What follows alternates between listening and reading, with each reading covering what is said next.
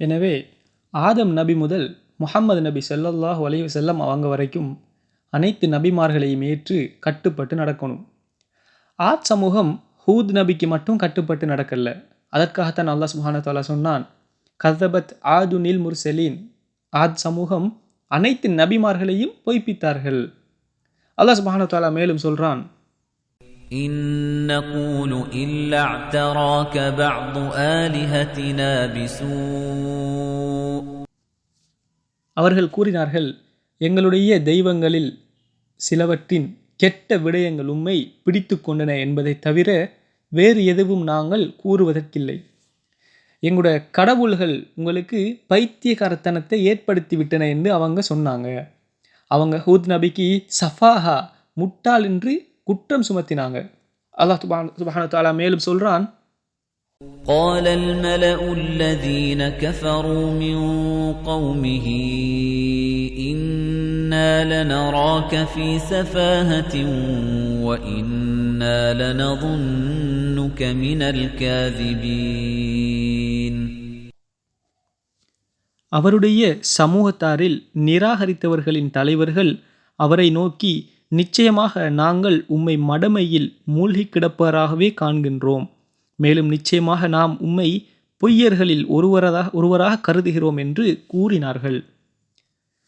இப்படி சொல்றது யார் என்று அவதானிச்சு பாருங்க. லீடர்ஸ், அந்த சமூகத்திட தலைவர்கள், அவங்க தான் இந்த மாதிரியான வார்த்தை பிரயோகங்களை பயன்படுத்தி ஹூத் நபிக்கு சொன்னாங்க. மேலும் அல்லாஹ் தஆலா சொல்றான், وقال الملأ من قومه الذين كفروا وكذبوا بلقاء الآخرة وأترفناهم في الحياة الدنيا ما هذا إلا بشر مثلكم يأكل مما تأكلون منه ويشرب مما تشربون.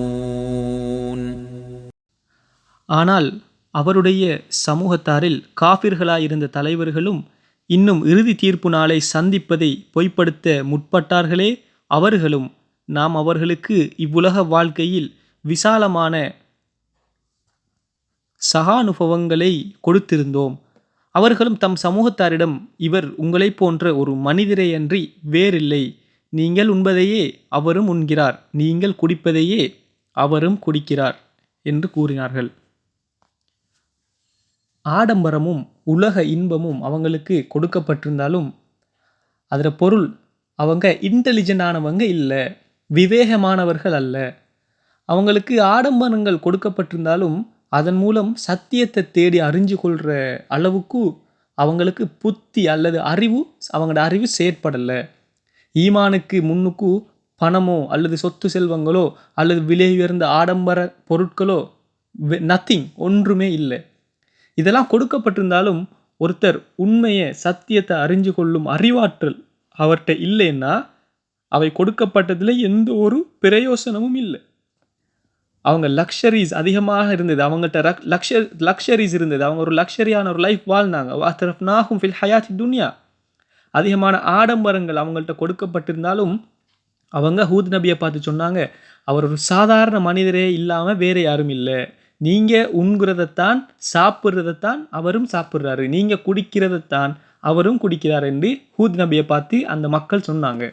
அல்லாஹ் சுப்ஹானஹு வ தஆலா சொல்றான், وَلَئِنْ أَطَعْتُمْ بَشَرًا مِثْلَكُمْ إِنَّكُمْ إِذًا لَخَاسِرُونَ.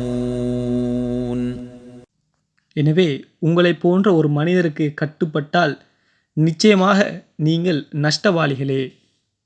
மேலும் அல்லாஹ் தஆலா சொல்றான், أَيَعِدُكُمْ أَنَّكُمْ إِذَا مِتُّمْ وَكُنْتُمْ تُرَابًا وَعِظَامًا أَنَّكُمْ مُخْرَجُونَ. நிச்சயமாக நீங்கள் மரித்து மண்ணாகவும் எலும்புகளாகவும் ஆன பின்னர் நிச்சயமாக நீங்கள் மீண்டும் வெளிப்படுத்தப்படுவீர்கள் என்று அவர் உங்களுக்கு வாக்குறுதி அளிக்கிறாரா?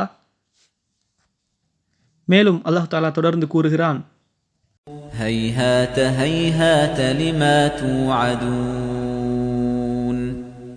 அப்படியாயின் உங்களுக்கு வாக்குறுதி அளிக்கப்பட்டாலும் வெகு தொலைவாகவே இருக்கிறது. إن هي إلا حياتنا الدنيا نموت ونحيا وما نحن بمبعوثين. நமது இவ்வுலக வாழ்க்கையை தவிர நமக்கு வேறு வாழ்க்கை இல்லை. நாம் இறப்போம். இப்போது நாம் உயிருடன் இருக்கிறோம். அதனால் மீண்டும் நாம் உயிர் கொடுக்கப்பெற்று எழுப்பப்படப் போகிறவர்கள் அல்ல. إن هو إلا رجل افترى على الله كذبا وما نحن له بمؤمنين.